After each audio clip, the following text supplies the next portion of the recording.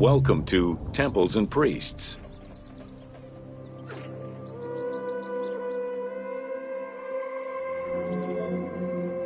From its foundation, the city of Memphis favored worship of the god Ptah. The main temple of Ptah was known as Hutkaptah, meaning Palace of the Ka of Ptah. The name of the temple, translated into Greek as Aegyptos, would eventually evolve into the modern name Egypt.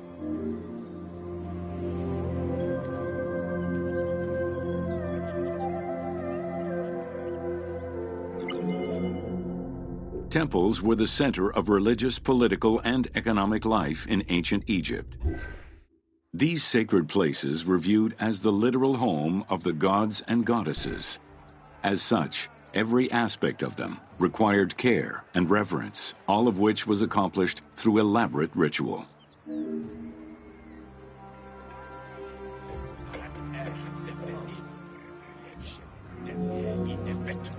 Located in the center of Memphis, the Temple of Ptah was the most prominent and imposing building in the city.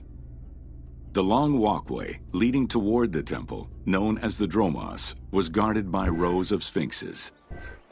The entire sacred area was designed to keep the statue of the god protected, deep within the sacred enclosures that surrounded it.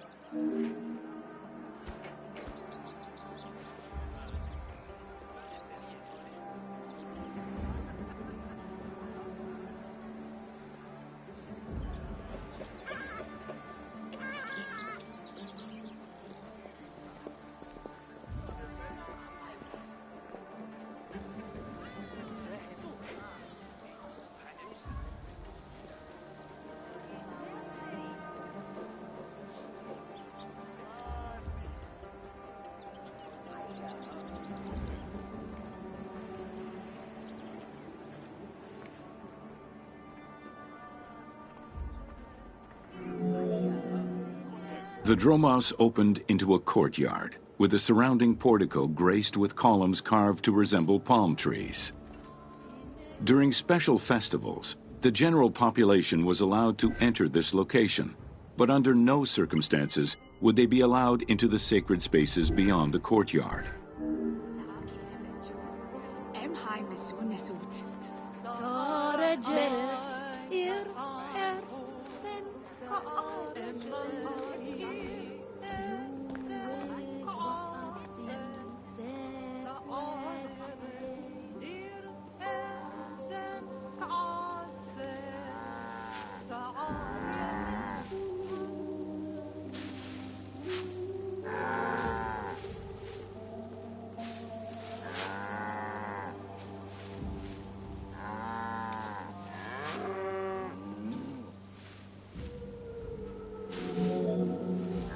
The Memphis Alabaster Sphinx was discovered in 1912, almost completely buried in water and sand.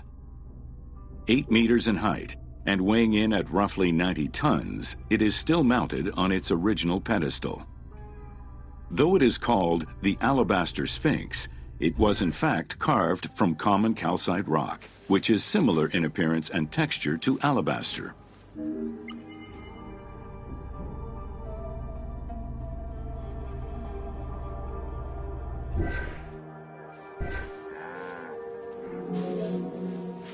Erosion has destroyed the original engravings, making it difficult to determine when it was created. Egyptologists believe that its facial likeness resembles Amenhotep II, and so it could have been sculpted somewhere between 1700 and 1400 BCE. It is believed that this monument once stood outside of the Temple of Ptah and was integrated into subsequent extensions to the complex.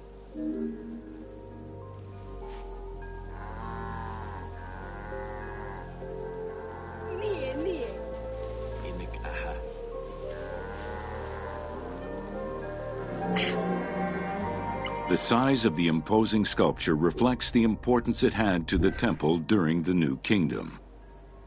This Sphinx is one of the few remaining artifacts from the ruins of Memphis to survive.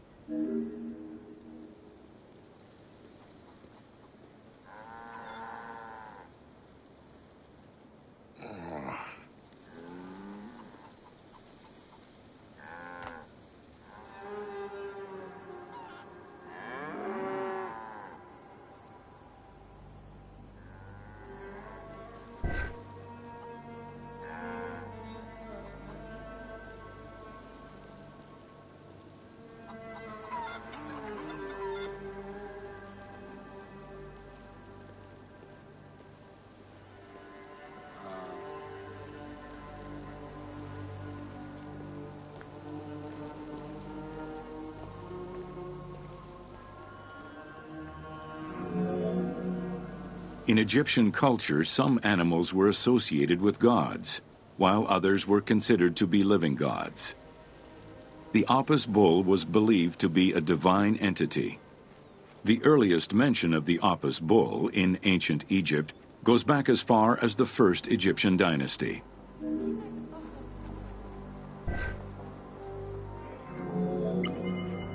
In Egyptian culture, some animals were associated with gods, while others were considered to be living gods. The Apis bull was believed to be a divine entity. The earliest mention of the Apis bull in ancient Egypt goes back as far as the first Egyptian dynasty.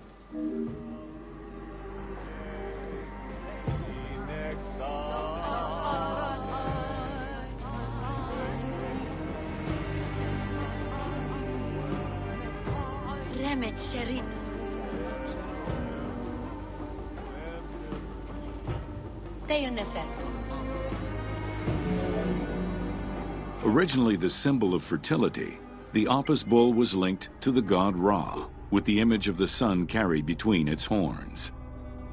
Later it was associated with Osiris, the ruler of the underworld, thus becoming the funerary divinity Osiropis. During the 18th dynasty in Memphis, the Apis bull's association with the city's deity earned it the title Herald of Ptah.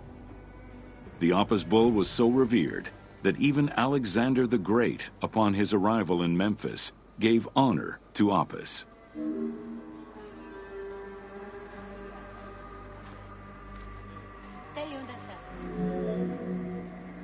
The Apis bull lived with its harem in a sacred barn located in an enclosure in the Temple of Ptah.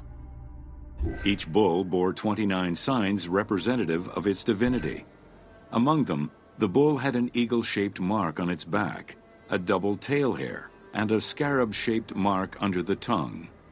The signs were intended to correspond with the lunar cycle. After its death, Egyptians would search for its reincarnated form among the livestock.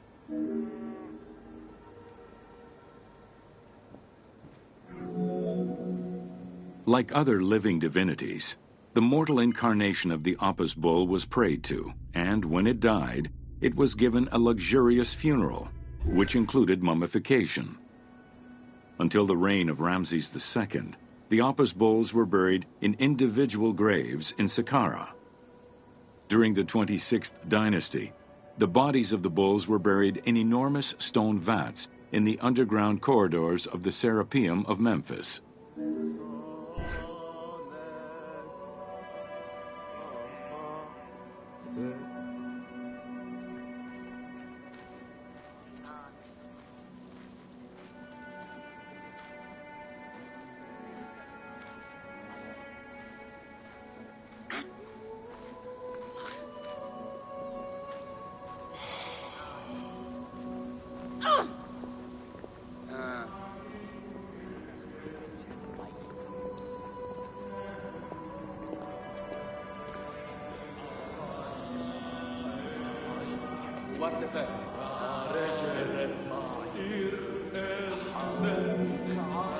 Ancient Egyptians believed that temple rituals were essential to maintain order in the cosmos and allow communication between humans and gods.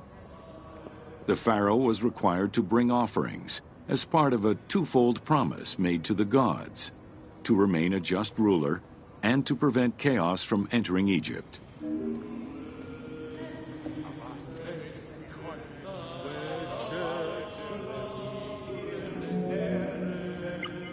Details of the ceremonies found on temple walls provide a thorough overview of the stages of the daily ritual.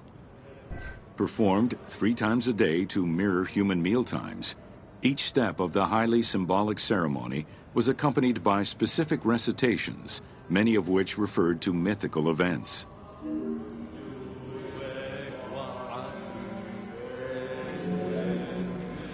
The high priest would first awaken the sleeping god with a chant. Then the seals of the shrine's doors were broken and the bolts drawn back. The act of swinging open the doors was a symbolic gesture where sight was granted to the deity. The priest would then bow and kiss the ground.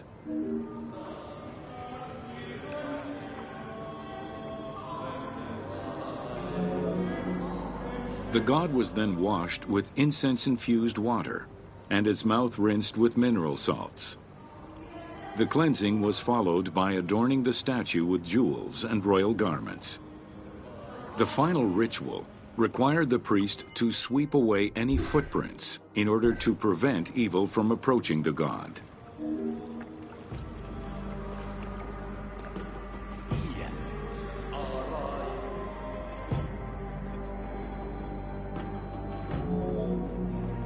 Heredity was the primary source of new recruits.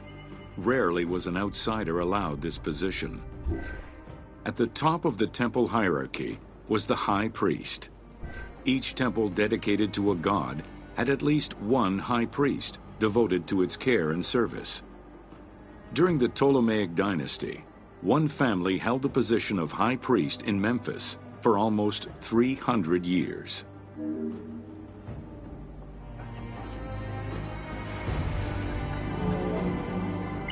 High priest candidates made their way up the ranks of the temple hierarchy. The one chosen to occupy the lofty position of high priest was usually confirmed by the pharaoh. Several of the high priests were also important officials in the government. Families sharing the highest priesthood titles tended to make many alliances, thereby gaining more land and wealth. Shifting balances of power sometimes resulted in more or less open conflicts between the priesthood and the pharaohs.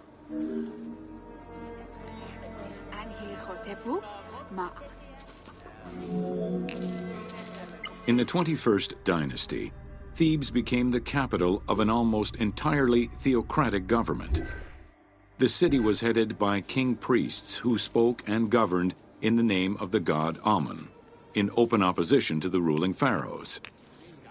These king priests caused a massive decentralization of power, known as the Third Intermediate Period.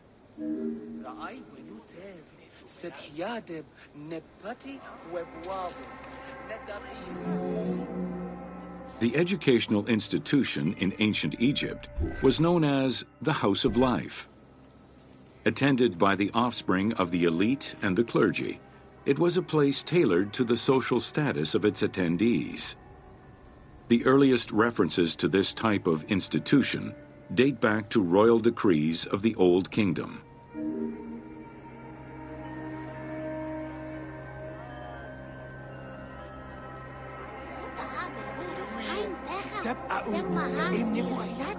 Only two known centers have been uncovered, one in the abandoned city of Akhetaten and one at the temple of Ramses II on the west bank of Thebes. Inscriptions uncovered in those locations mention the names and titles of people who were connected with the House of Life, such as a chief physician and many scribes. It is presumed that by the late kingdom, every temple had a House of Life.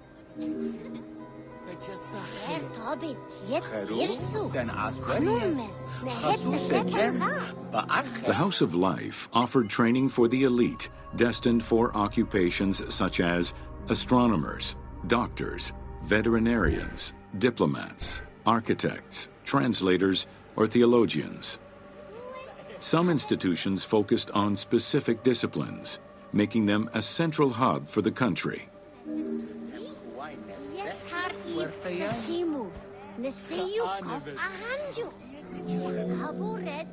Not limited to instruction for young students, the House of Life was a source of reference for many scholars, with rooms dedicated to papyri of many disciplines. Because papyri were preserved there, the Greco-Romans referred to the House of Life as a library.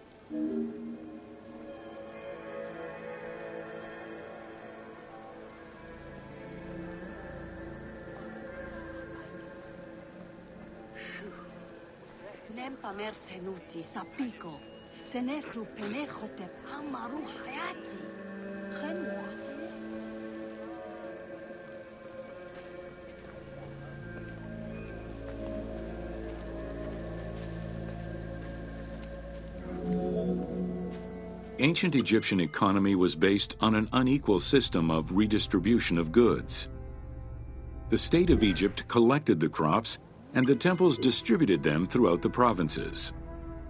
Since the only people capable of counting and ensuring a fair redistribution were the educated scribes, this meant that the temples played a pivotal role in this process.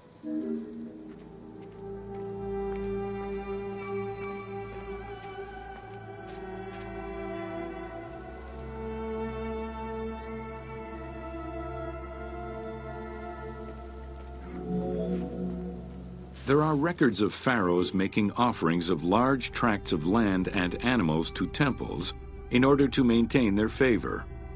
Ramses III offered generous gifts to the temple of Amun in Karnak in such a manner.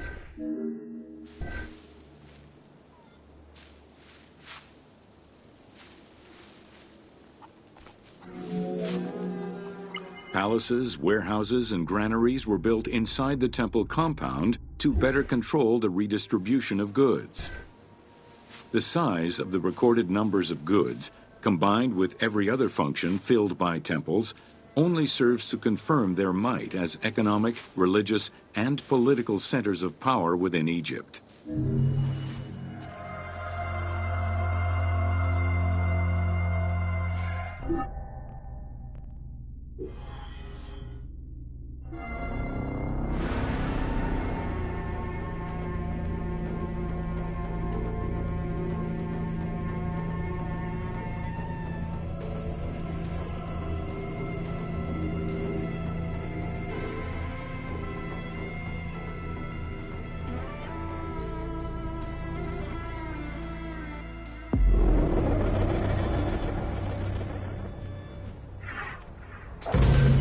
Welcome to Building Ancient Egypt.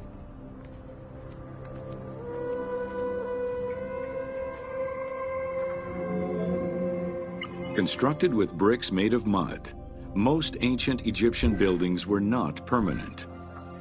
Only religious temples and funerary monuments were meant to stand the ravages of time.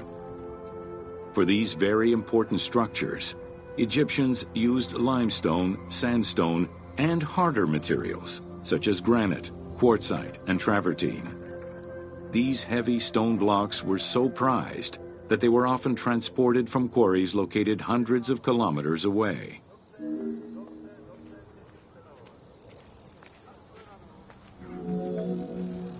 Limestone was common and easy to extract from quarries on the east bank of the Nile. This particular limestone had marine fossils in it, however, preventing it from being easily decorated and polished.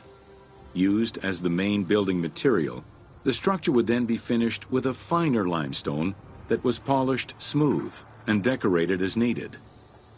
Limestone was used for the building of the first pyramids and for most of the religious buildings of the Old and Middle Kingdoms.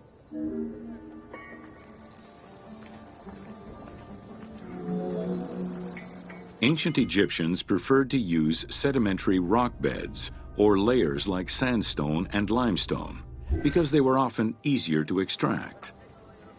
The common method used to extract stone was the open pit quarry. Stonecutters would find quality stone, shape, and dig it out on site. Open pit quarries enabled many workers to work simultaneously on many blocks, which allowed for better productivity.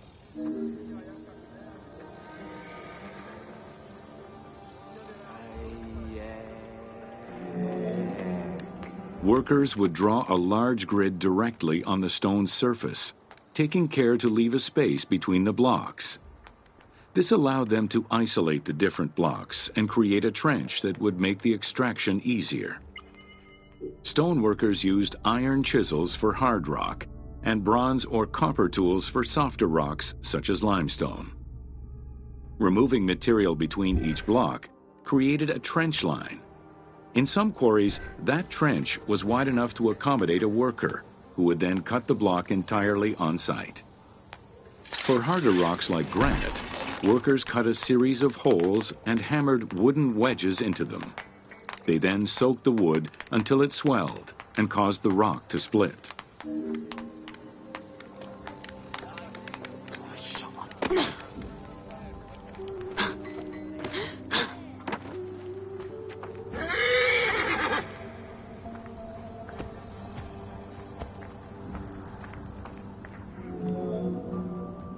The gallery extraction technique was used when the desired rock was buried under layers of rubble. This method was often necessary in order to find the whiter and finer limestone required for a smoother finish. The first step was for the stoneworkers to create an access pit that would allow them to reach the desired wall of stone. Once a wall of quality stone was exposed, workers could then cut out smaller blocks. This pit required a descending platform. Designed like a stairway, it allowed them to free multiple galleries of blocks.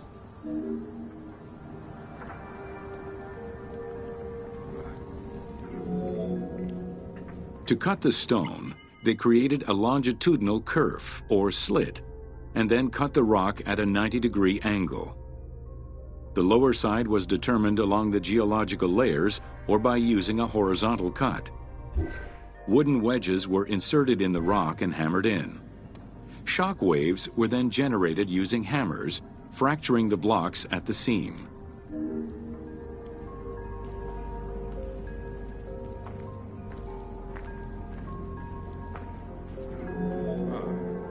To maintain the stability of these mining pits over the course of quarrying, workers would leave support sections of unexcavated rock.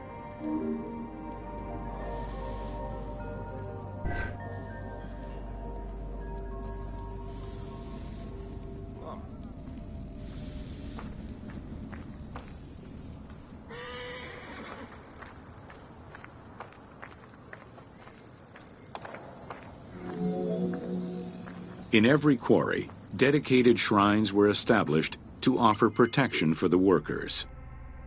In particular, Serket, the scorpion goddess, was considered a very powerful deity among quarry workers.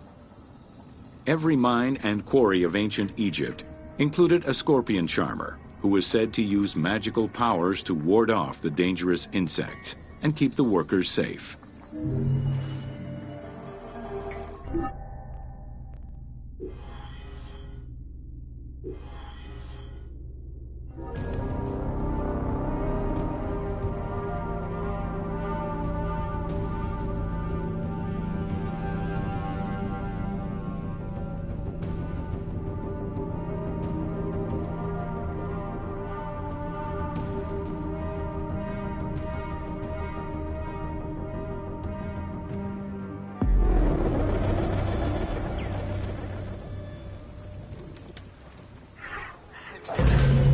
Welcome to Workers and Transport.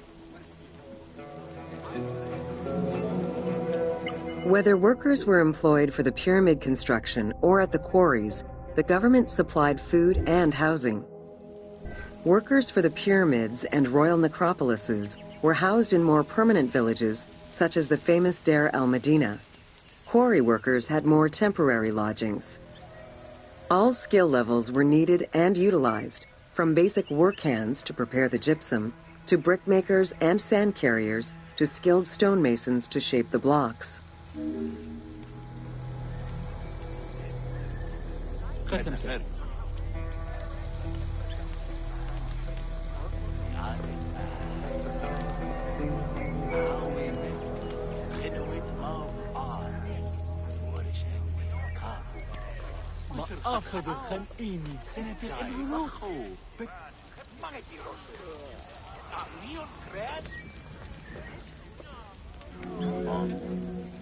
Skilled architects and engineers were employed year-round, while support labor were often farmers who worked on the quarries or construction during the Nile's flood season. The basic laborers were hardworking and versatile. Many may have been farmers who joined the construction during the off-season. Hieroglyphs found in the work villages listed assigned job titles.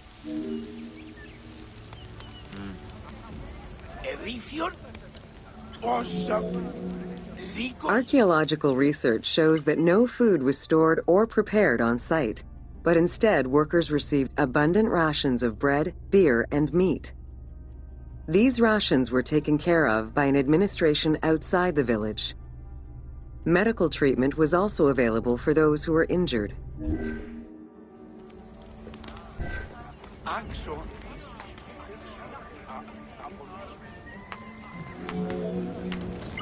While some quarries were close to the Nile, others were located across the desert and required long expeditions.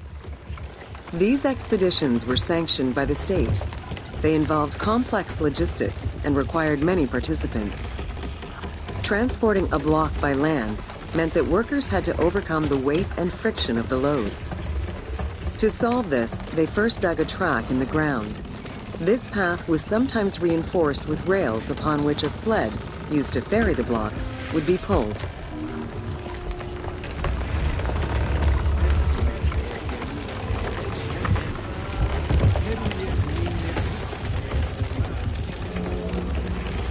Whenever possible, blocks were toppled from a higher elevation onto the sled. Workers then poured water onto the clay at the front of the sled, creating a slick surface to more easily move the load. It wasn't until the New Kingdom that animals were used to tow the burden.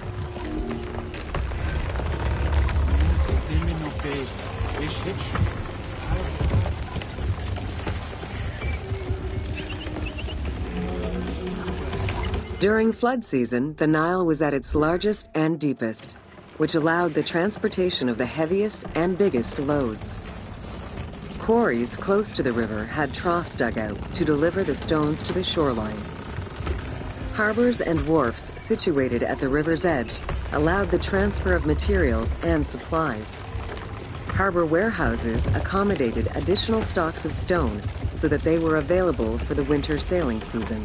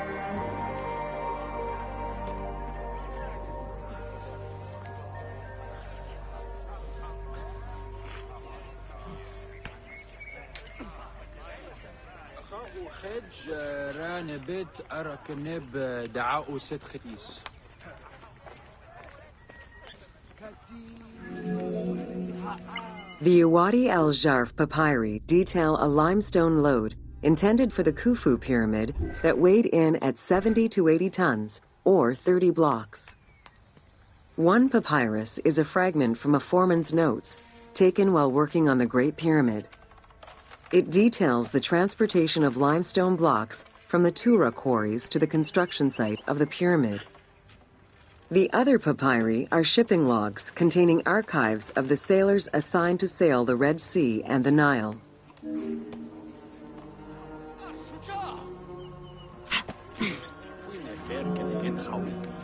Stone cargo generally weighed 15 tons per boat, amounting to roughly 6 or 7 blocks per trip.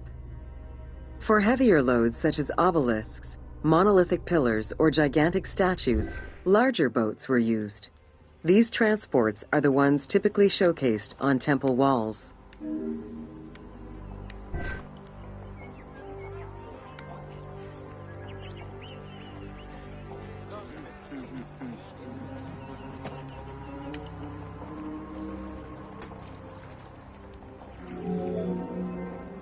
River transportation was the most efficient way to ferry stone blocks between the quarry and the construction site. Blocks were transported by flotillas of several types of boats. The most detailed illustration of transport by river is a relief of Queen Hatshepsut's barge with an accompanying flotilla.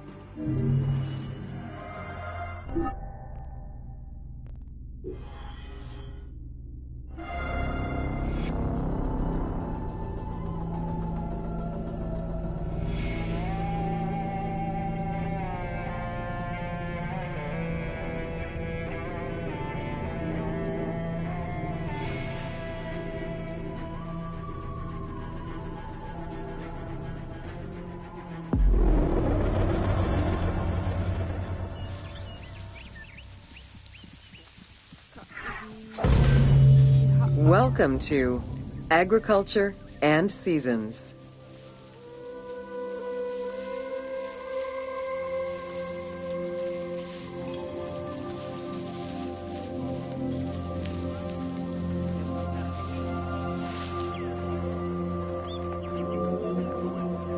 While crops were cultivated in different oases around the desert, most of the arable lands were near the Nile. Two types of cereal grain were cultivated, barley and an ancient wheat known as emmer. These two key ingredients contributed in establishing bread and beer as the staple of the Egyptian diet and the basis of its economy.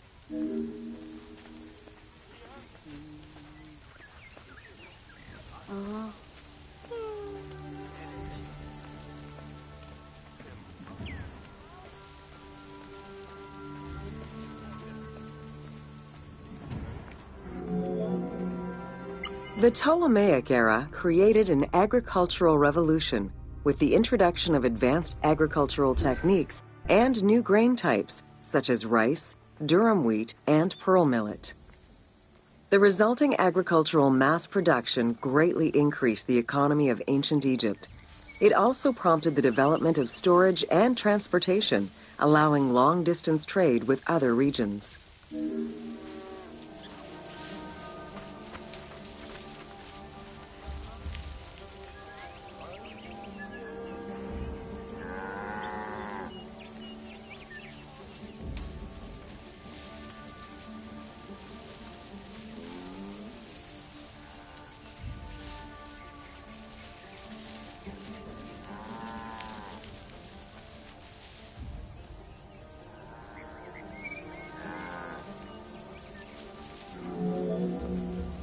Both bread and beer rations were part of a system of barter payment.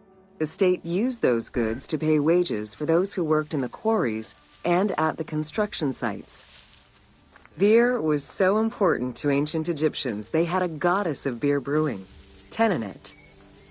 Tenenet is seen in many paintings and sculptures with beer, and women are depicted as the primary beer makers.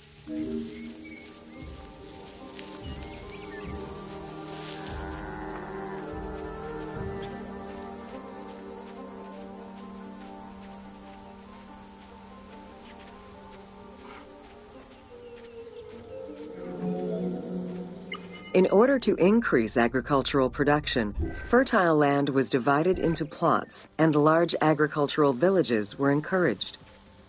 The state and temples were the biggest landowners. Depending on the region, fertile land was managed by civil servants or rented to individuals. Ancient Egyptians relied on rudimentary tools for land cultivation. Soil was broken down with hoes, and wing plows were used to make furrows.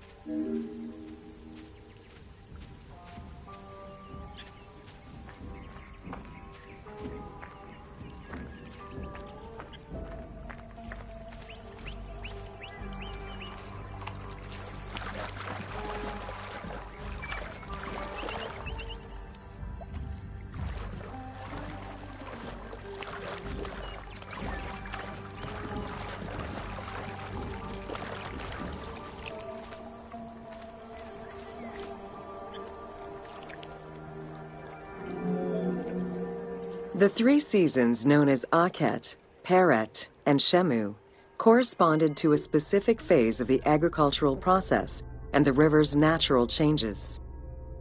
Akhet was the time of the flood, beginning with the appearance of the star Sirius in July. Peret was the time when lands were cultivated, plowed, and sown. This fell between October and November. Shemu ran from May to September and was when harvesting and taxation began.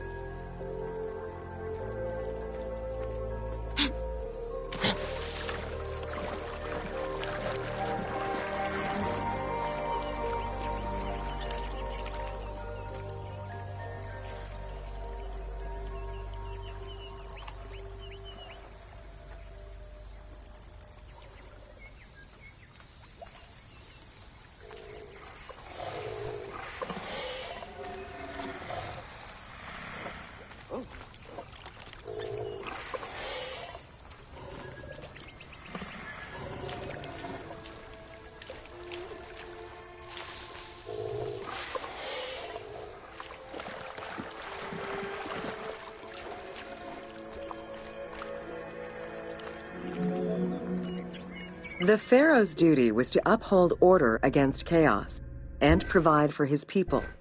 Priests and local governors also wanted to appear as protectors of the people. However, any variation in the Nile's seasons could cause water shortages. This had devastating consequences on wheat and barley crops. The pharaoh, administrators, and priests knew they needed to demonstrate their ability to prevent such a catastrophe from happening. And so they invented the story, which would be inscribed upon the famine stela.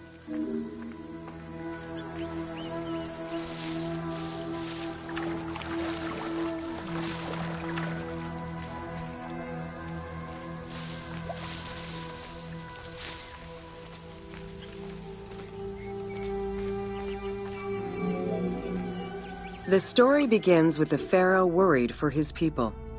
The Nile hasn't flooded in years, and his people are starving.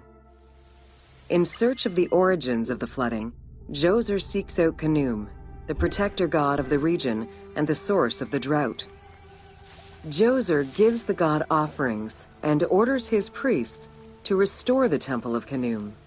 These offerings please the god, and the floods are restored. This story was intended to highlight the importance of the deity in everyone's daily lives, while also demonstrating the crucial role that the priests and the king played in feeding and protecting the people of Egypt.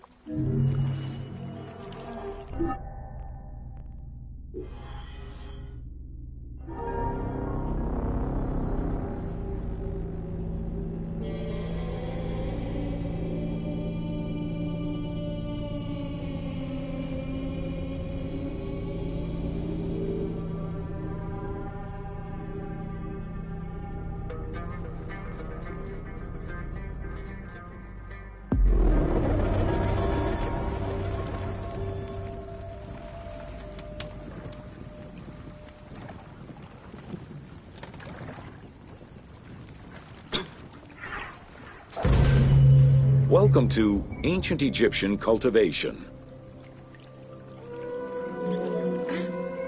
The new grain types of the Ptolemaic period required a great deal of water. Farmers needed to ensure they had effective, consistent irrigation. The Nile's rising and receding waters naturally irrigated most of the crops. Areas where the Nile didn't reach, such as gardens and vegetable plots, required an irrigation tool known as the shadoof. The shadoof allowed easy transport of water from its source.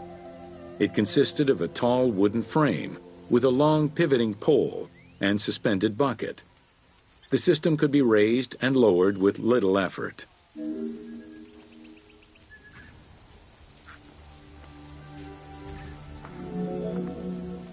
Later, a sakya, or water wheel, was invented. The sakya needed animals to turn the wheel, which rotated buckets through the water. It drew the water to an elevation of 3.5 meters and enabled a great deal of control over the irrigation process. This improvement supplied larger areas and thus resulted in larger harvests.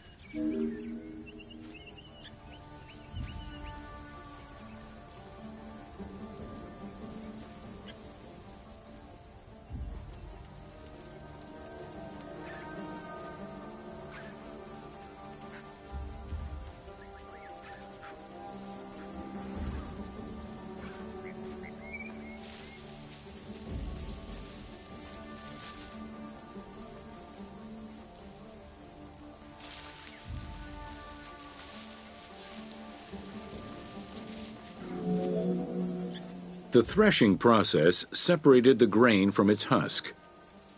Workers would spread the ears on clean ground. Oxen, cows, or donkeys were then guided back and forth to trample the grain.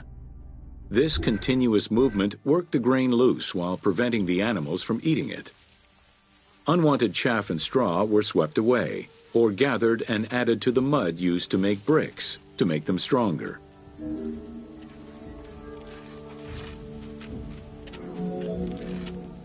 Winnowing was the stage where workers used wooden scoops to throw ears in the air.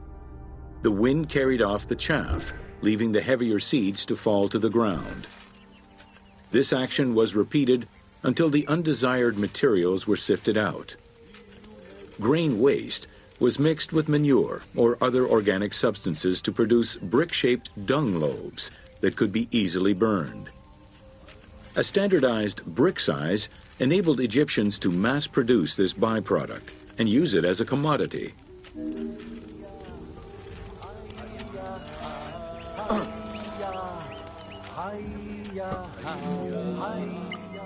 Transporting large amounts of grain required ships equipped to carry heavy loads. These goods were moved during the Nile's flooding season, when the river was deep enough for large ships.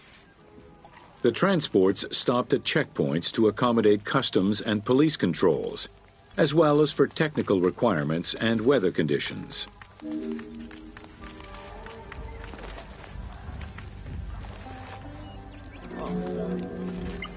Having reached Alexandria's inner harbor, the wheat was unloaded under the supervision of a civil servant in charge of wheat management.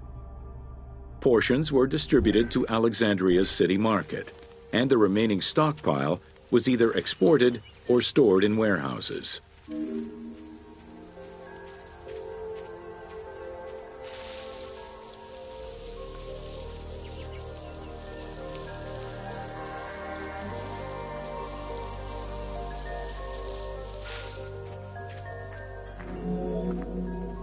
Grain storage facilities were located across all of Egypt.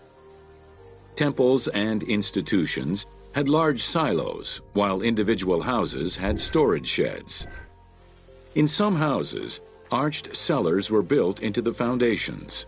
These watertight chambers were accessible from the ground floor through a trapdoor. Royal granaries acted as the storehouse and distribution centers, and managed state payments to civil servants, soldiers, and the police. Though plastered on the inside, silos weren't completely sealed, and so remained susceptible to mice infestations.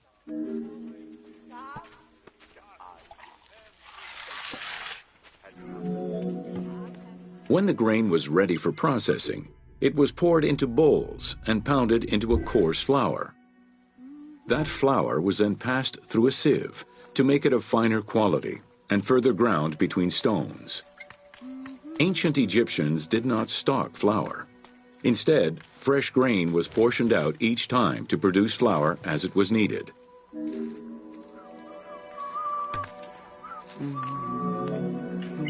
The sieves used by ancient Egyptians were unable to filter out sand and stones.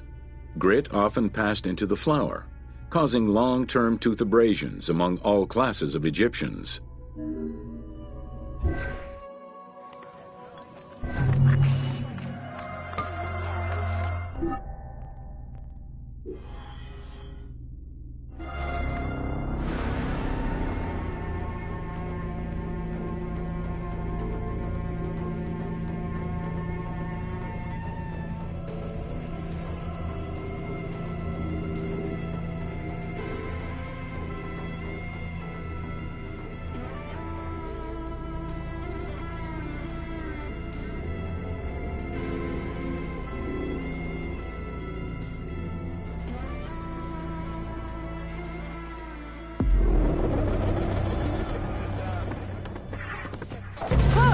Welcome to Domesticated Animals of Ancient Egypt.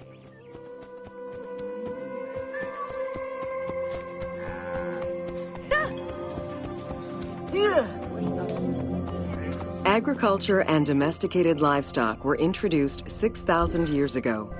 Archaeologists have found traces of cattle, donkeys, pigs, and dogs. Dromedary are thought to have been introduced during the Persian invasion.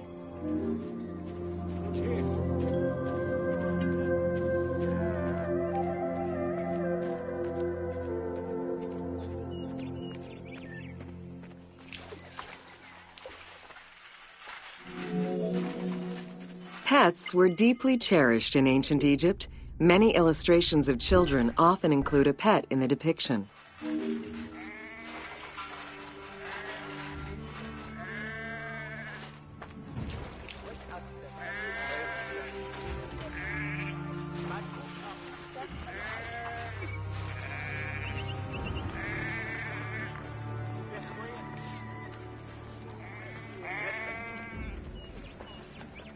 Niye?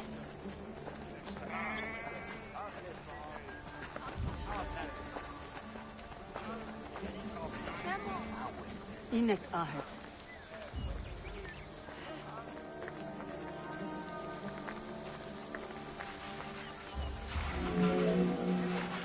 One of ancient Egypt's most iconic animals, the cat, wasn't adopted into their daily life until the Middle Kingdom.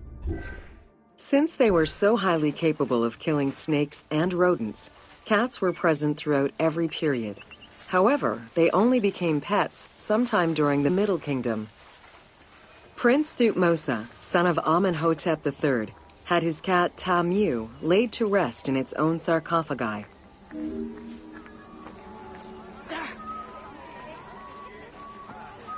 Neçer. İnek ovas.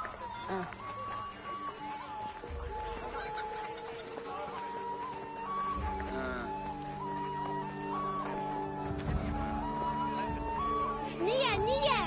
خم خطب نفر ورد.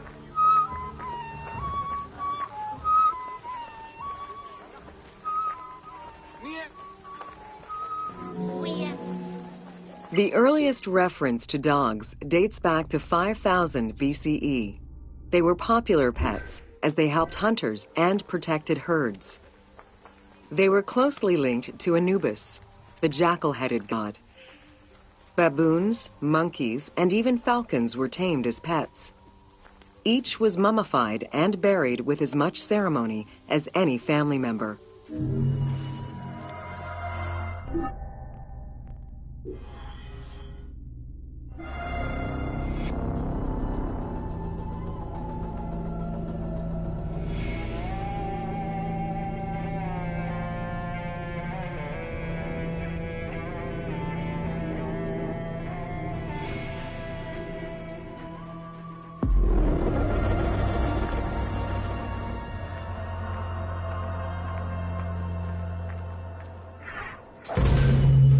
Welcome to Ancient Egyptian Medicine.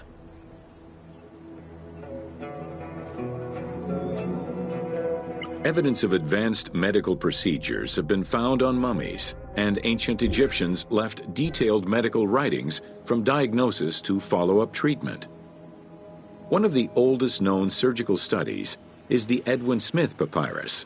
It's one of the first documents in history that notes an association between the integrity of the brain and cognitive functions, including cases of ocular complications and paralysis following head trauma. Vinegar-treated marble stone from Memphis was used as an anesthetic.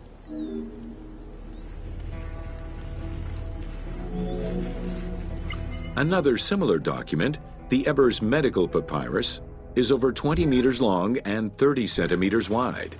It details treatments of 48 surgical cases and contains 877 paragraphs describing various diseases. Alongside accurate and factual scientific approaches, the papyrus has more than 700 magic formulas and incantations to ward off demons and disease.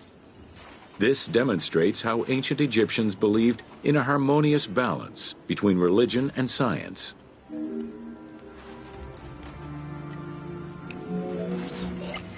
Remedies were considered as medicine and carried by doctors and priests.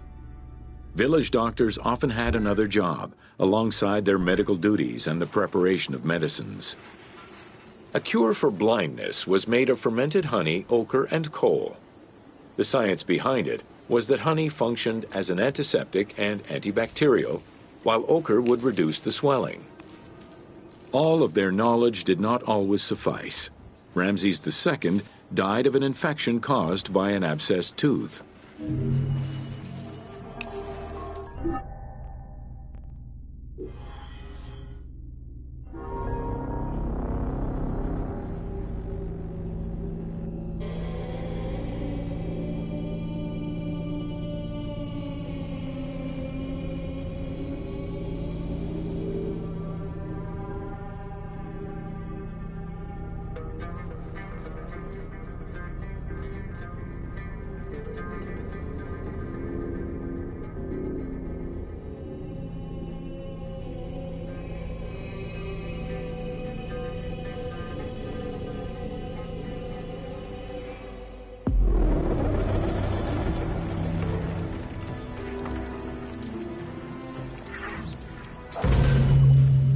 Welcome to Leather and Linen in Ancient Egypt.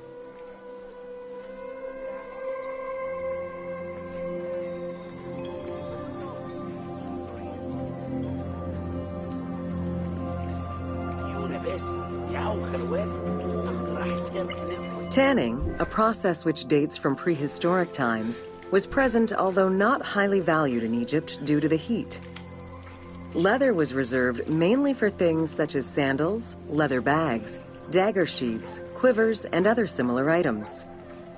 Leopard hides, unlike regular leather, were highly valued and usually worn by priests.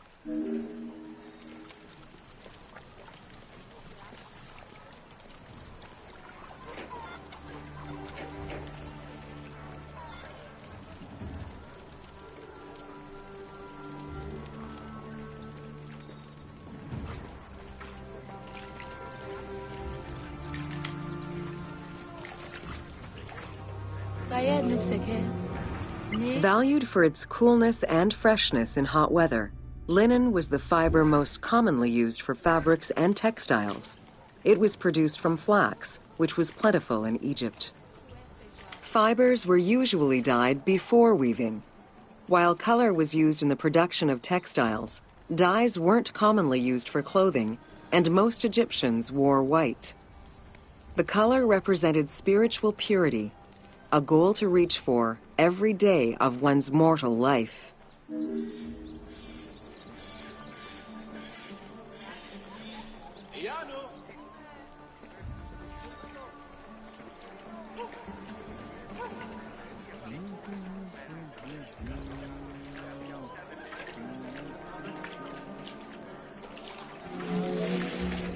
Various shades were achieved using woad, a dye produced from the leaves of Isotis tinctoria.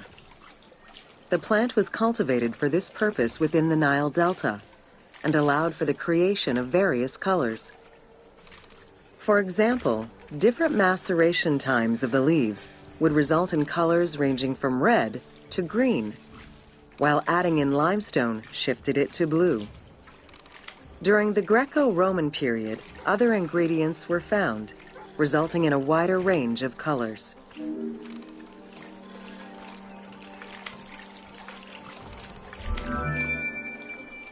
This area's style is strongly influenced by the dye baths and tanneries of modern-day Fes in Morocco. This helped Ubisoft envision what such locations might have been like in ancient Egypt. While this tannery is within the city walls, back then they were often found outside the city boundaries. The tanner's trade was considered off-putting by the Greeks, as all these operations resulted in noxious smells.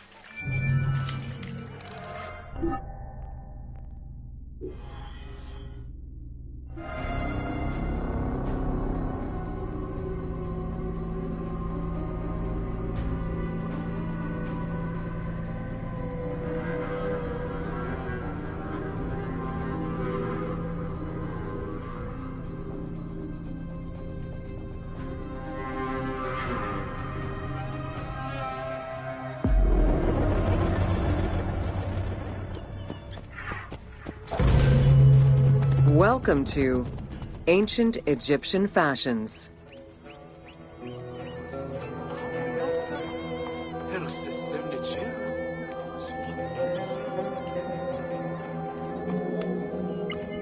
Learning what life was like for ancient Egyptians presents many differences, and yet also surprising similarities to how people might live today. Understanding the daily lives of regular citizens so many thousands of years ago is ultimately what connects us as human beings.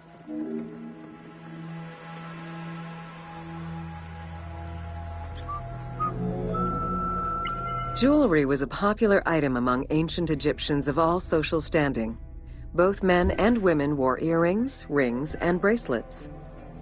Status determined how much jewelry a person wore and what it was made of. Common folk wore pearl necklaces, simple bracelets, and leather bangles. Brightly colored earthenware and glass paste were a favorite enhancement.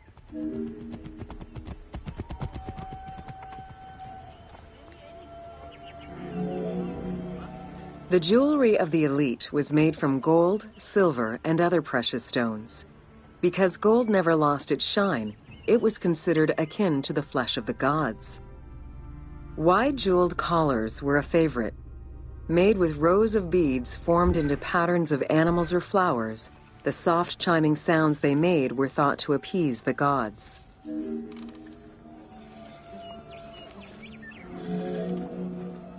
Though idealized, tomb paintings are a catalog of the changing fashions of ancient Egypt from the Old to the New Kingdom. Egyptians took appearance and cleanliness very seriously and were diligent about their fashion, hair, and jewelry as well as their grooming habits.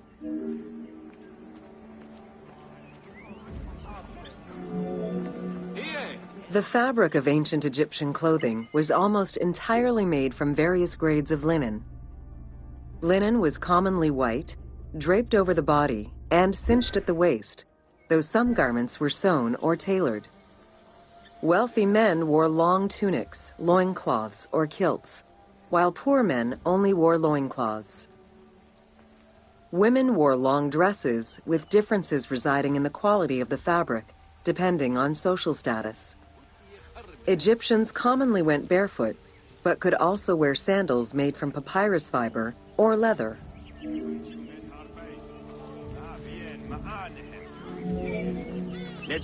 Cosmetics, including concoctions to prevent body odor and bad breath, were an integral part of everyday life for Egyptians.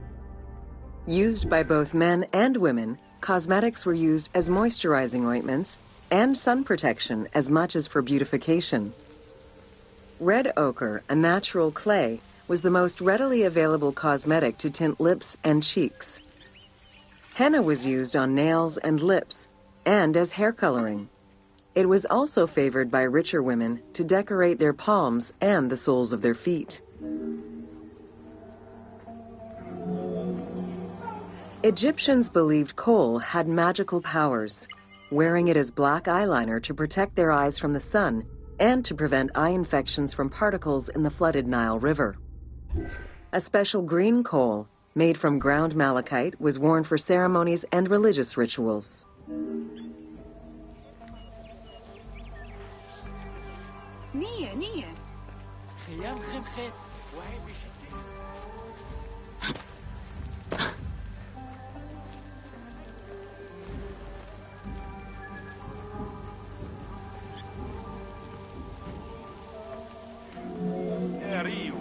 Women and teenage girls wore their hair long and often braided.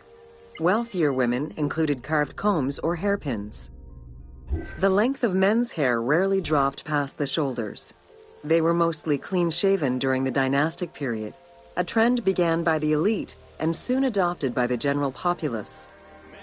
Queen Hatshepsut donned an artificial beard when she became pharaoh.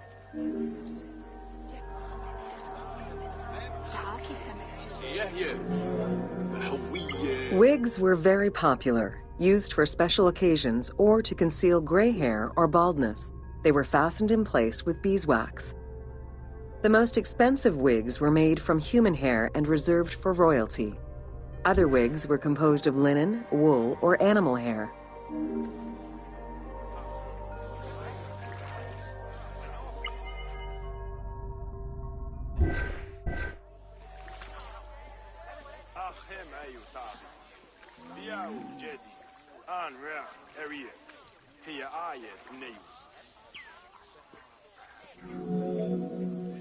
Prepubescent children generally had their heads shaved. Young girls kept some strands intact, while young boys had a braid worn on the side.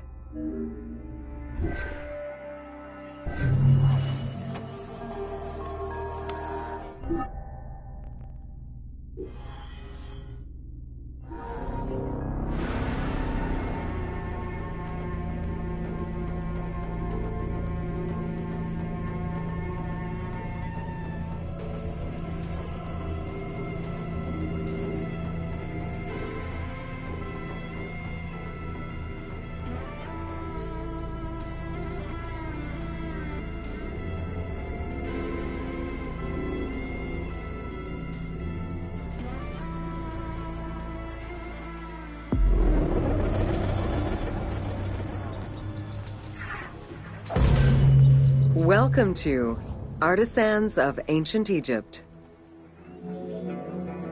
It was under the watchful eye of Ptah of Memphis, the god of craft and architecture, that ancient Egyptians developed the unique rendition of the world they lived in. However, it is vital to understand that their view of art, and those who created it, was likely very dissimilar to the modern concept of the word. Instead of artists, the creative culture had skilled and respected artisans. The most significant categories of specialties for crafters were drawing, painting, sculpture, and metalworking.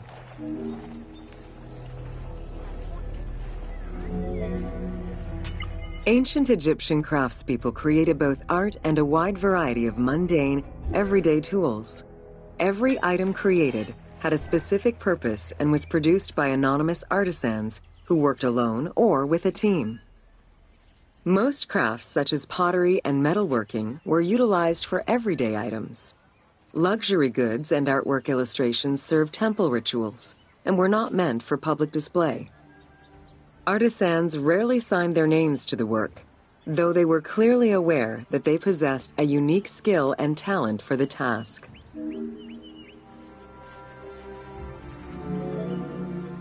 Art, in all its forms, has offered not only a practical insight into the way ancient Egyptians lived, but in how they viewed the world and their place in it. The balance of order and chaos was crucial in both the physical and the metaphysical universes. As a result, their art appears to follow a strict set of stylistic conventions that supported this worldview. From households and palaces to temples and tombs, pottery, papyrus, and textile items were essential to the everyday life of ancient Egyptians.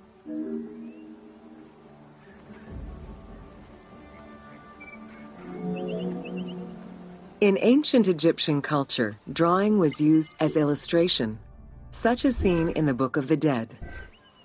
It was also the first step in the creation of a relief, painting, or statue. Two-dimensional representations were concerned with order and form, and were intended to honor gods and promote the transition of the soul to the afterlife.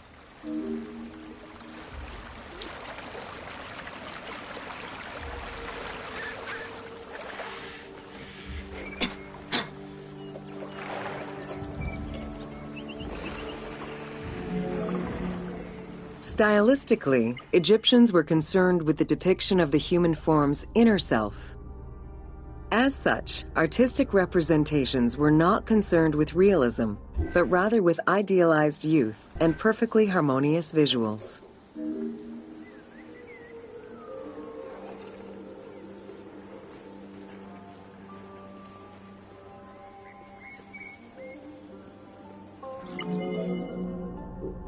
An exception to this were scenes depicting hunting and battle, where the environment and enemies moved in lively, even chaotic ways. Animals and foes were depicted piled up, as if describing chaos, with Egyptians standing in solemn, disciplined poses, bringing order to the scene.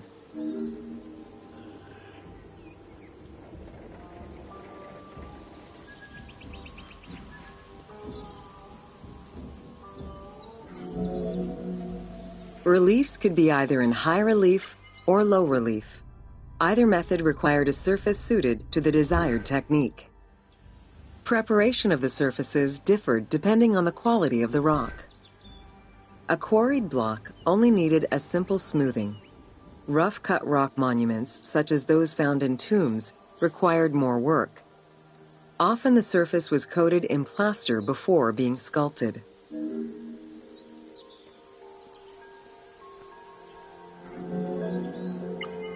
For reliefs, preliminary sketches were drawn in red, then framed with a red grid to position the elements of the scenes.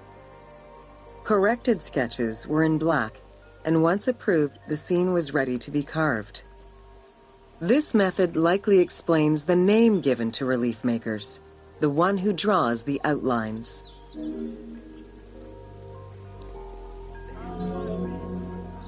Statues were believed to be vessels for the souls of the deceased, or deities. That is why a sculptor was called the one who makes it live. This divine duty earned them the utmost respect. As with a relief, creation of a sculpture began with a drawing. Most statues were made of quarried blocks of stone, primarily limestone, though sometimes harder stones such as quartzite were also used.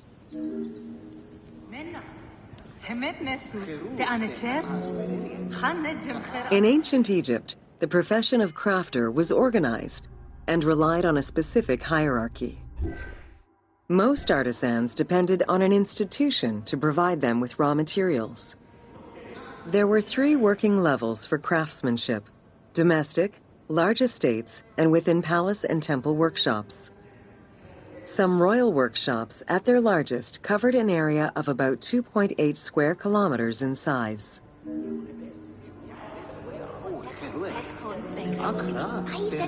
At the domestic level, most Egyptians were craftspeople to a greater or lesser extent. The ability to repair tools was a daily necessity. Crafted everyday items could also be bartered for at the local market. Artisans with skills but lacking in resources worked at large estates, where the elite provided them with space to work and raw materials. The most skilled artisans were employed in royal or temple projects and benefited from a special status. They were provided with good workspaces and considered to be highly skilled.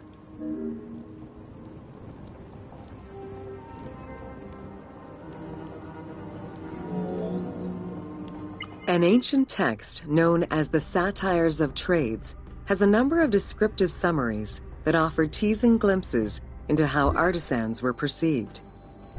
A coppersmith was said to stink and have fingers that resembled crocodile droppings, while potters were said to be like those who lived in bogs. This view was likely exaggerated in order to highlight the most enviable position of all, that of the scribe.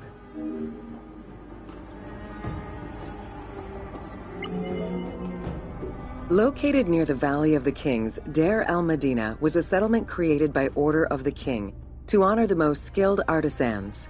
Its name translates as the monastery of the city. Allocated a house on the initiative of the king, these craftsfolk were regarded with respect and referred to as the royal artisans.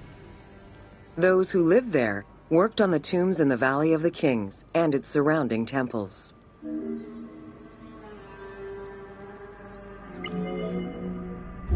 Archaeologists believe the site was home to skilled and respected artisans for over 400 years. It is considered one of the most important discoveries relating to Egyptian daily life. While much of the focus of Egyptian archaeology was on its kings and queens, it wasn't until the excavation of Deir el-Medina that Egyptologists were given a valuable window into the community life of ancient Egyptian artisans.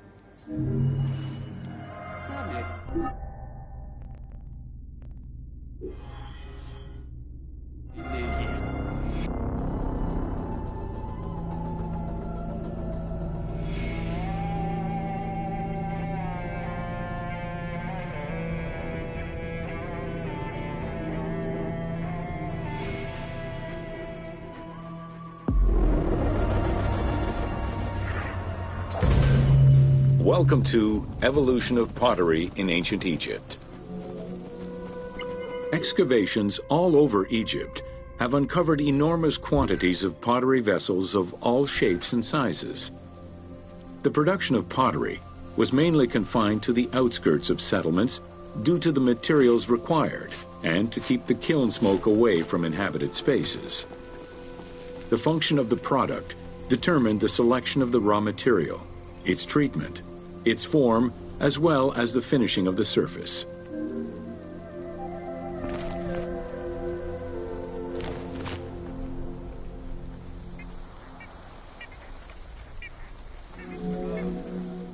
Pottery was essential to ancient Egyptians' daily lives.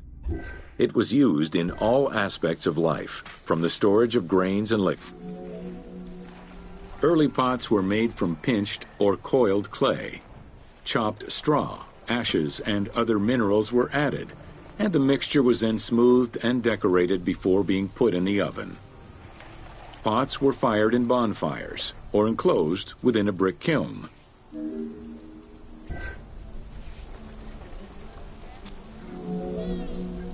Pottery was essential to ancient Egyptians' daily lives. It was used in all aspects of life, from the storage of grains and liquids to containers within the tombs of necropolises. The most common pottery was made from Nile silt that resulted in a reddish-brown clay. Limestone clay, which made for more attractive pottery, was only found in Upper Egypt.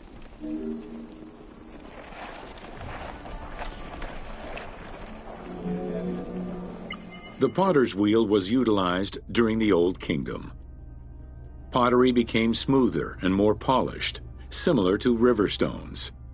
It was decorated primarily in red pigment, with the black color achieved by exposing it to smoke. Pottery workshops were attached to palaces or temples, and around the late period, specialized workshops began to appear.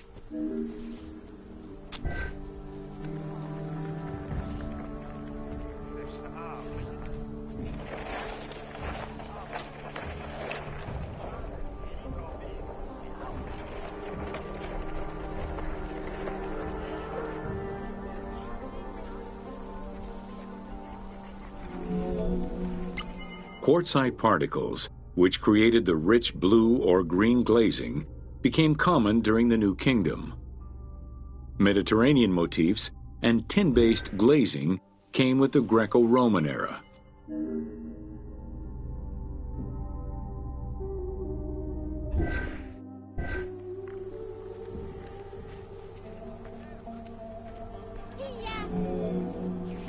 Potsherds could be found anywhere, and were the most common canvas for writing or drawing, in comparison to the more expensive papyrus sheets. Named after their Greek description, ostraca contained daily life records, letters, or could be drawn upon. Artists drew sketches for temples and tombs, or simply for leisure.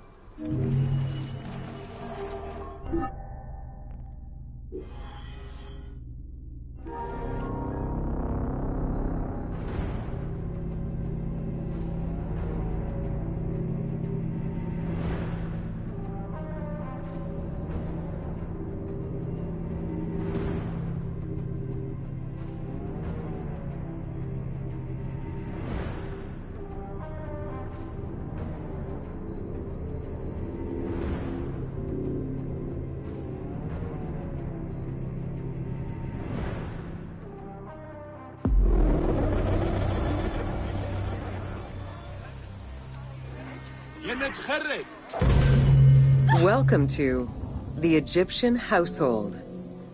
In pre-Greco-Roman culture, women were considered equal to men in many matters. They owned property, testified in court, could divorce and inherit. Until the Greeks and Romans restricted their rights, Egyptian women could take over their deceased husband's trade. Marriage contracts included mentions of allowances and items of value brought to the marriage by the woman, which would forever belong to her.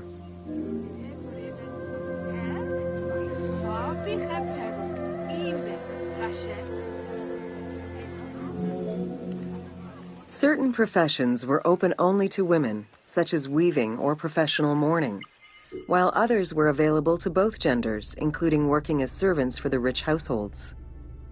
Social status did have an impact, though. The higher in status, the easier it was to obtain education and access different professions.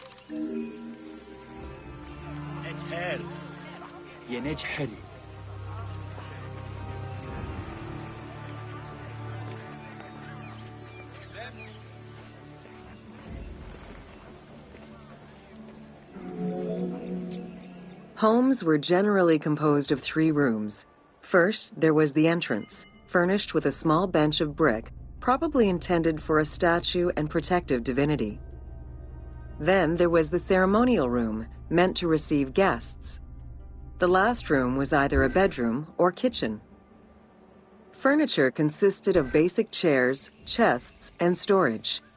Tables were not used for family dinners. Instead, each individual had a small table of their own.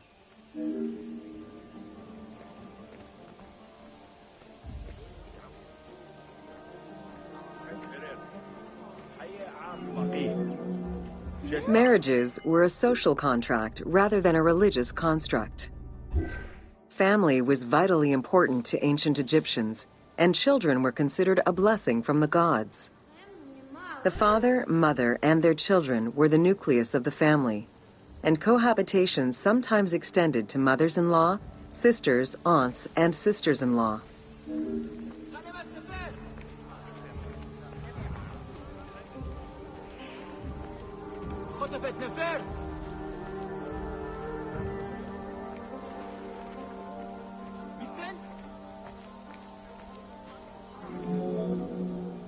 Status and wealth played a large role in the style and size of ancient Egyptian homes. Commoners' houses were built with sun-baked mud bricks. Wealthier homes were often painted in white and decorated with various motifs.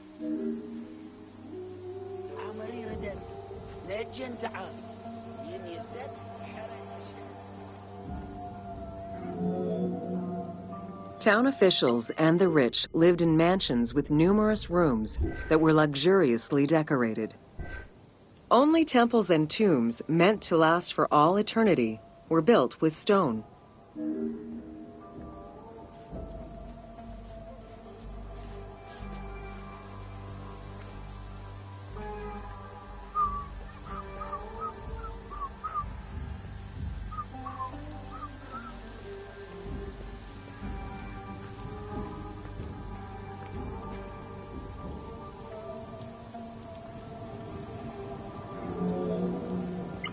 Funeral stone inscriptions focused on the main member of a household.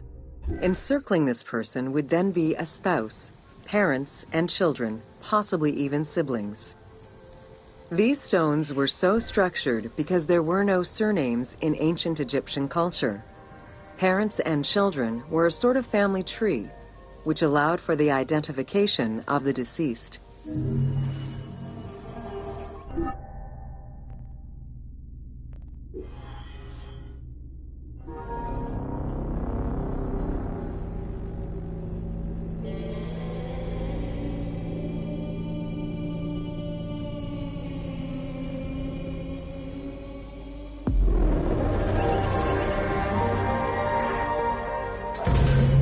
Welcome to Bread and Beer.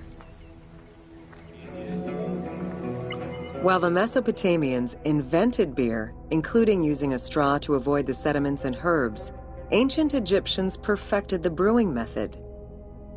Egyptian beer's quality was determined by alcohol strength, color, and flavor. During the Pharaonic era, beer was the most commonly used and important alcoholic beverage. The state and temples used it, along with bread, as payment to workers, and it was included on the lists of food offerings to the gods and the deceased.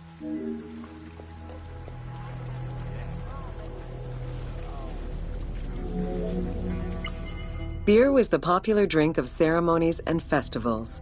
The Festival of Drunkenness was even dedicated to it. Considered to be quite nutritional, beer was also significant in the day-to-day lives of ancient Egyptians. Egyptian adults and children consumed beer with all of their meals, and medical texts include hundreds of remedies that contain beer. It remained the most popular alcoholic beverage until the Roman era.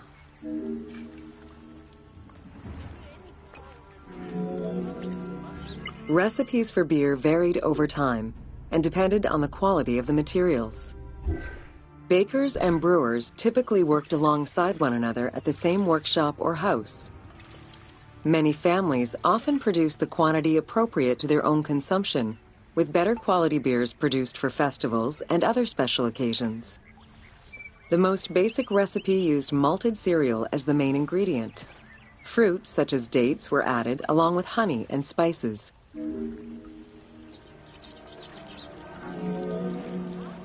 Once baked, bread would be crumbled into the brew to start the fermentation process. Adding grain enzymes would break down the starches, turning them into sugar and creating a thick mash.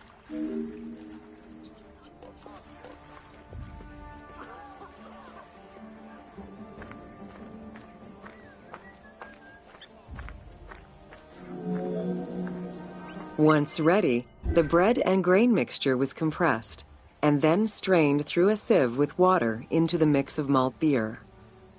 Once fermented, the beer mash was transferred to large containers and again compressed by foot or with pestles.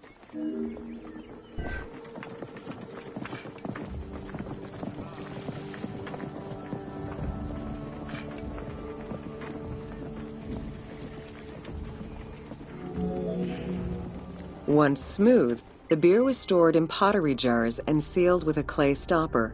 It probably couldn't be kept for long and likely had a thick, pasty appearance and texture. Very little was wasted. Leftover grains were reused to make sourdough bread or combined with the next batch of beer.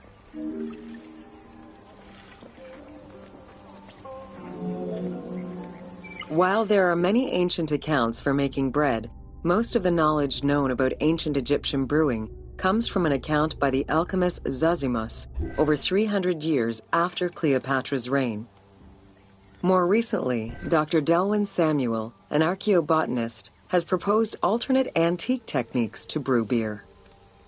However, experts are unable to replicate an authentic beer since not all of the techniques and ingredients used by ancient Egyptians are known yet.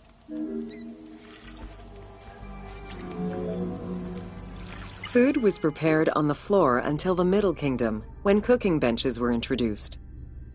The introduction of durum wheat improved bread quality, meaning that the upper and middle classes ate better. The poor, however, still made do with a diet consisting of a gruel made of vegetables, softened bread, or barley.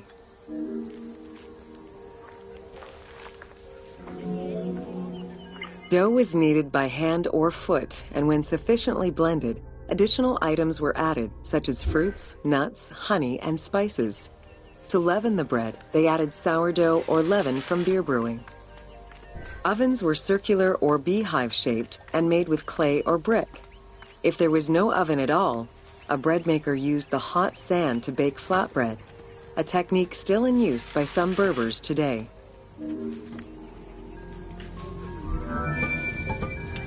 Ancient Egyptians always had to fight off the omnipresent sand particles that were blown towards them.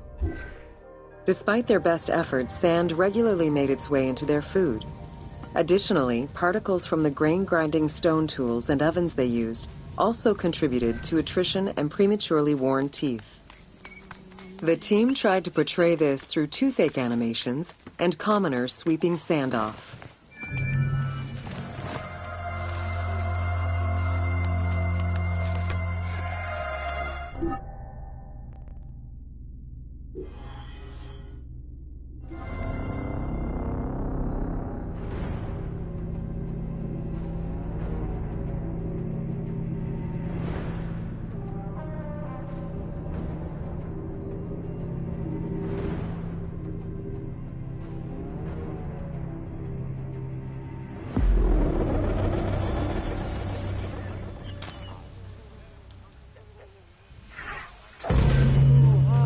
Welcome to Wine in Ancient Egypt.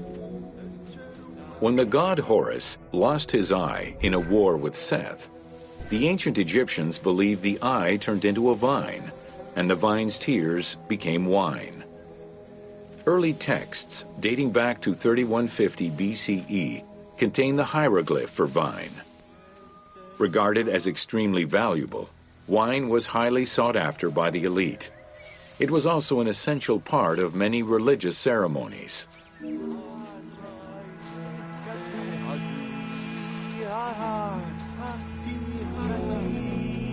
A millennia-old tradition, grape cultivation and wine production was regimented in the way typical of ancient Egyptian bureaucracy. Egyptians kept careful records of winemakers, which they clearly identified on labels. Every landowner with a modicum of self-respect usually kept a vineyard. This held particularly true in the regions of the Fayum and the Nile Delta.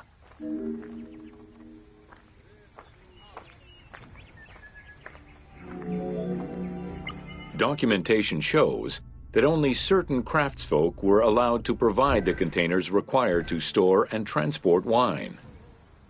That and rigorous quality control checks established for every step of wine production, shows that ancient Egyptians knew that the quality and longevity of wine could easily be affected by any number of variables, which they paid careful attention to.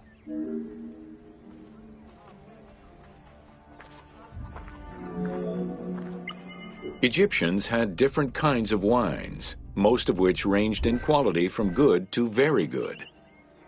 The sweet shadé, to which honey had been added. The soft nejem, obtained by drying the grapes in the sun.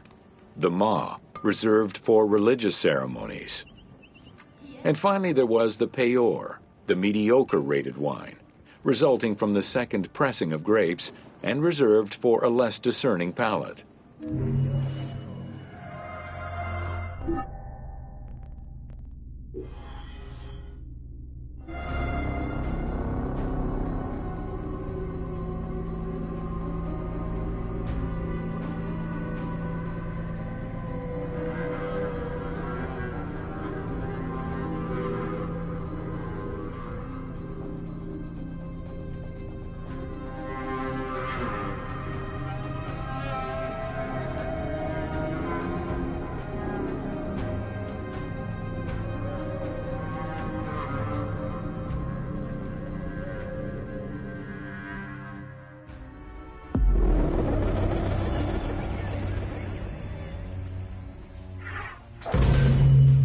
Welcome to Oil in Ancient Egypt.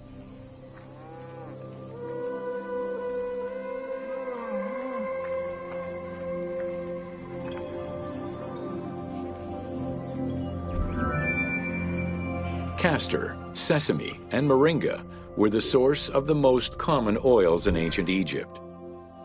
Oil was used for various purposes: cosmetics, medical treatments, nutrition, perfume, athletics, and rituals, to name a few. The team decided to use oil as an explosive to add more gameplay opportunities for the player.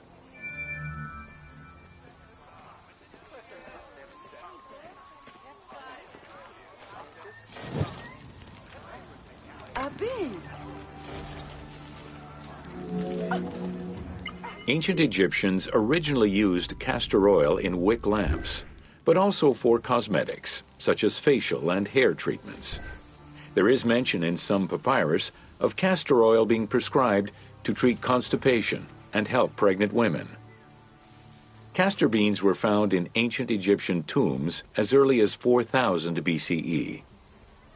Castor oil was made by pressing the beans from the plant of the same name.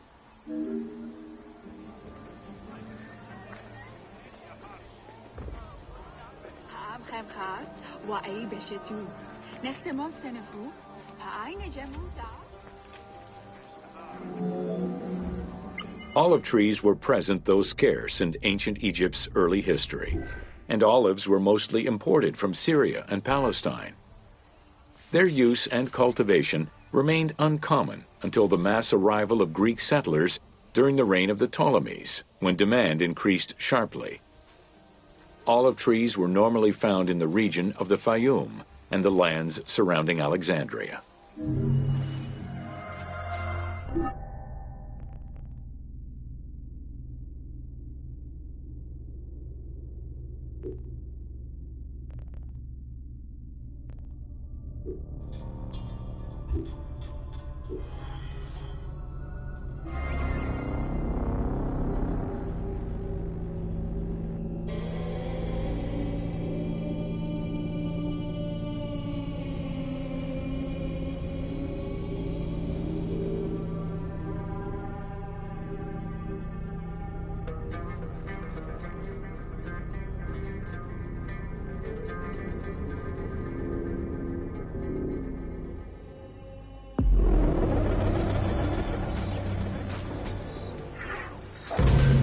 Welcome to Roman military equipment.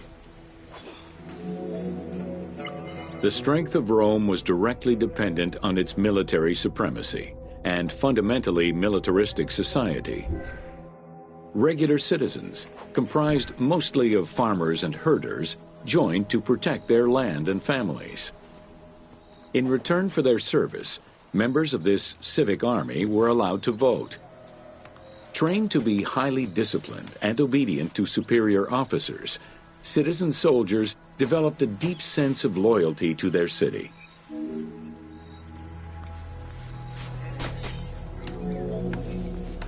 The quality of the armor of a Roman foot soldier was intrinsically linked to his social status and wealth. Chainmail was the most commonly used type of armor. Scale armor, made famous in today's media, came into use after Caesar's time. Foot soldiers carried large and oblong shields, while the cavalry used smaller ones of Greek origin. Soldiers were expected to carry their own kit, including the tools required for the construction of forts and tents.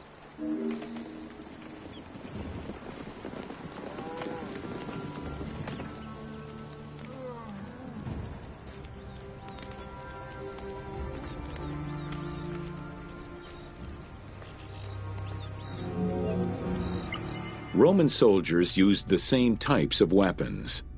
The stomach and face were the most targeted parts of the body. As such, a legionary was equipped with two close combat weapons, a dagger and a short sword, known as a gladius. One of the most ingenious Roman weapons was the javelin. Its pyramid-shaped tip pierced the body, while its iron shank was designed to break upon impact, stopping the enemy from throwing it back.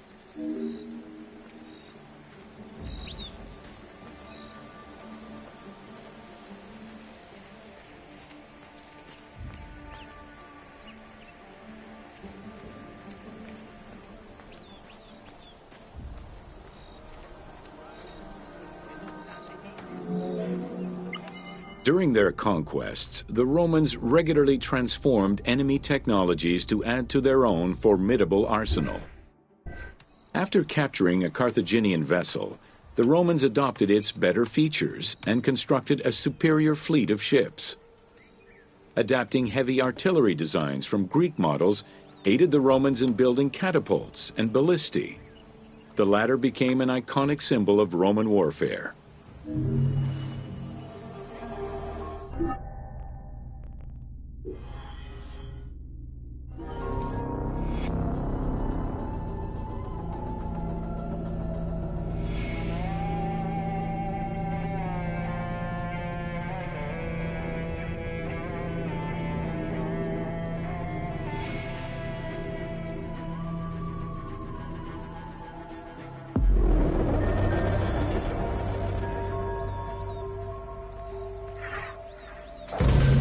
Welcome to Roman forts.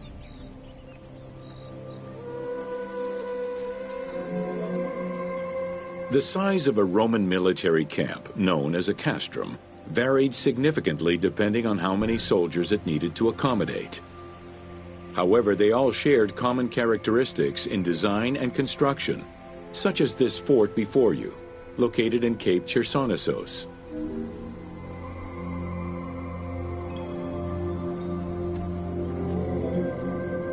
Rectangular in shape, the forts were heavily fortified by ramparts and a ditch system. The walls were reinforced with parapets, essentially an extension at the roofline which allowed a protective barrier for patrolling soldiers. Depending on the availability of materials, some forts were built with stone, timbers, stacked turf, and particularly in the eastern part of the empire, baked brick.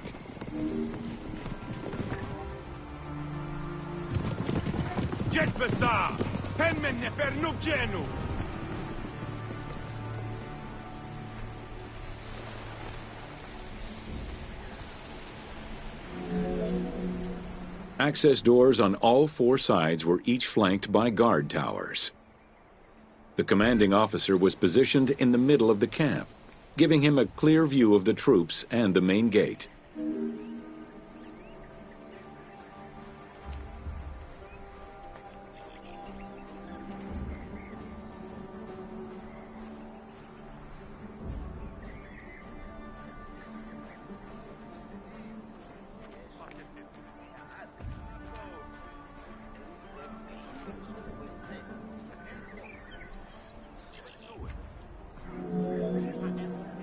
Along with sleeping barracks for the soldiers, The fort also had a granary that was expected to hold rations for a year or longer. To ensure the health of the soldiers, every camp was equipped with medical staff and a hospital. A clean water supply with conduits for a bathhouse and latrines was included in the construction of every fort.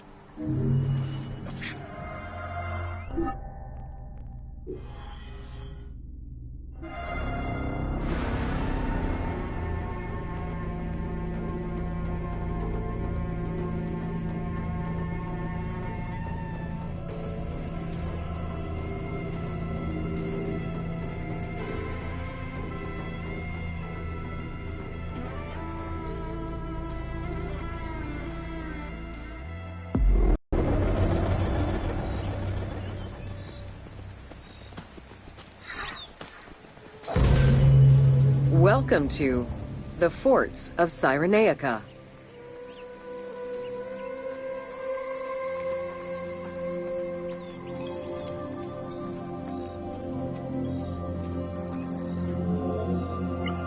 Cyrenaica was a Libyan region under Roman control, gifted to Rome by one of Cleopatra's ancestors. The remains and foundations of ancient fortifications were discovered in the 19th century in the southwest of Cyrenaica, as well as a Roman garrison dating back to the 1st century CE. Evidence shows that these forts were of Libyan origin, rebuilt and modified by Roman engineers when Cyrenaica was part of the empire.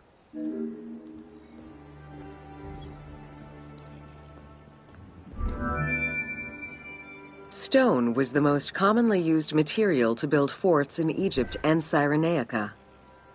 Though no real proof of a fortress similar to the one before you has been uncovered in that region, the team chose to add it as a worthy and awe-inspiring end-of-game challenge for the player.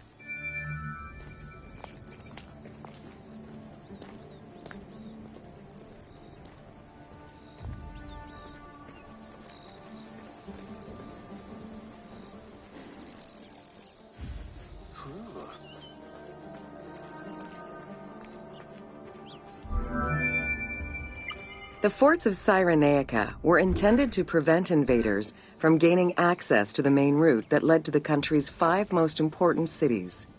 These forts were built close to coastal plains and deserts for added defense. 3 of these cities were recreated by the team: Balagrae, Apollonia, and Cyrene.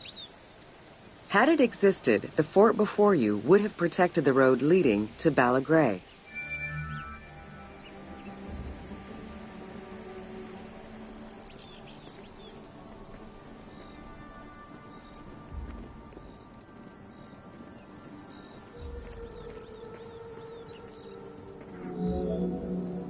Other than reference to an attack around 404 CE and a military reorganization by Emperor Justinian during the 6th century CE, we still know little of the Roman military presence in Cyrenaica.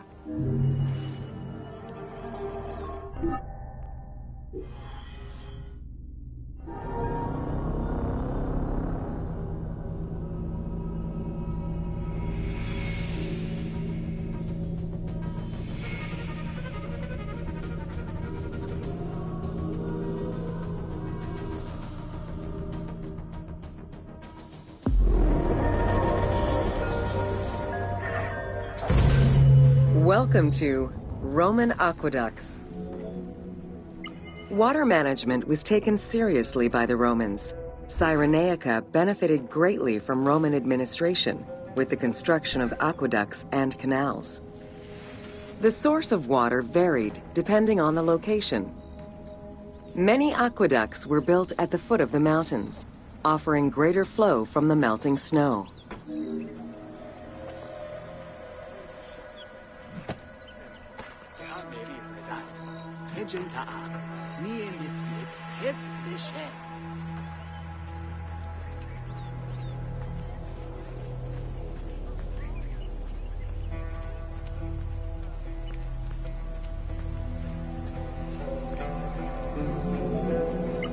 The ability to transport water over a greater distance increased agricultural production.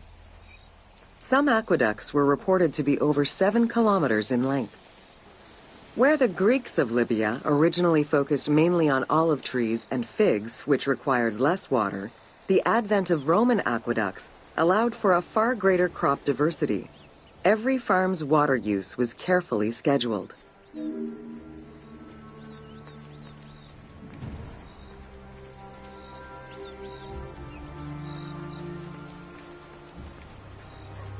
لجهة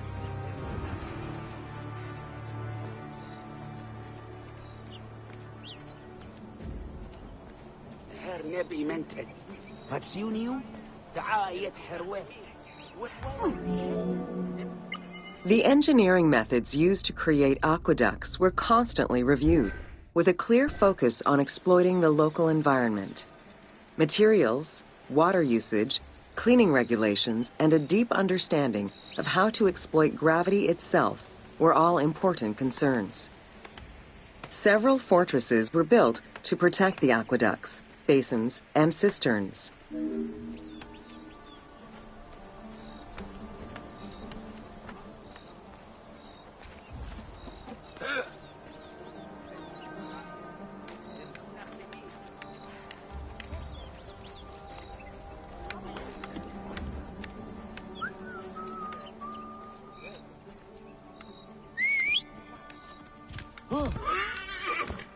سمعة شعرت.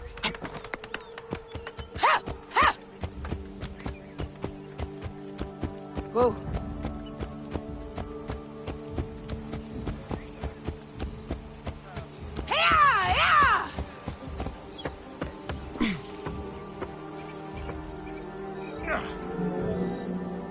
Additional water was collected with wells and cisterns, but aqueducts were the main supply of fresh water. The water was distributed based on the collective needs of the city, before the private needs of an individual. Almost all aqueducts ended in a fountain where the water circulated to clean the streets and supply bathhouses and latrines, thus improving the cleanliness of Cyrenaica's cities.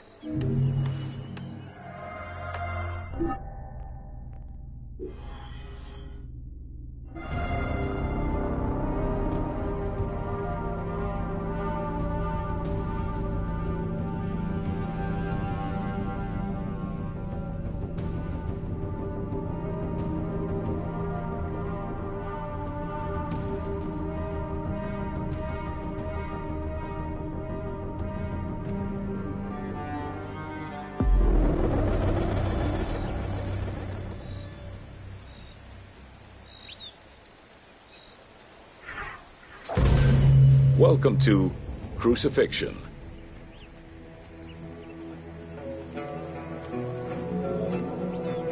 In terms of the severity of Roman justice, crucifixion was at the top of the list of corporal punishment, followed by death by fire and decapitation. The upper class considered crucifixion unworthy of their position.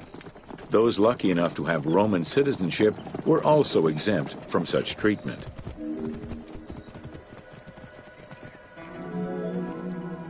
Easily accessible, crucifixions were popular entertainment among the citizenry. Unlike throwing victims to wild animals, which required an arena, crucifixions did not require any particular setting.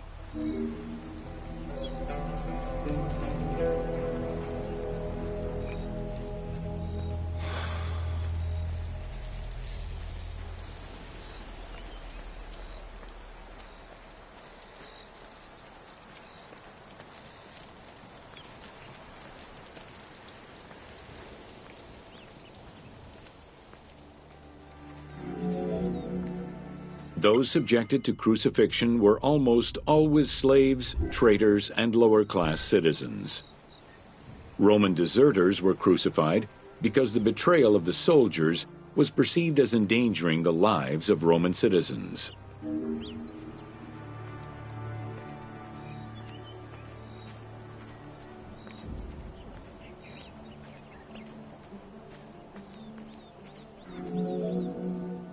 In 71 BCE, a major slave uprising in Italia was repressed by the Roman army.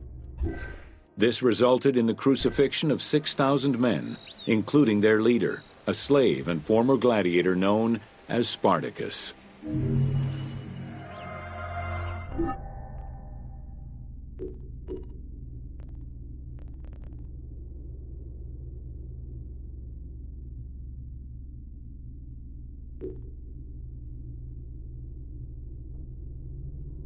You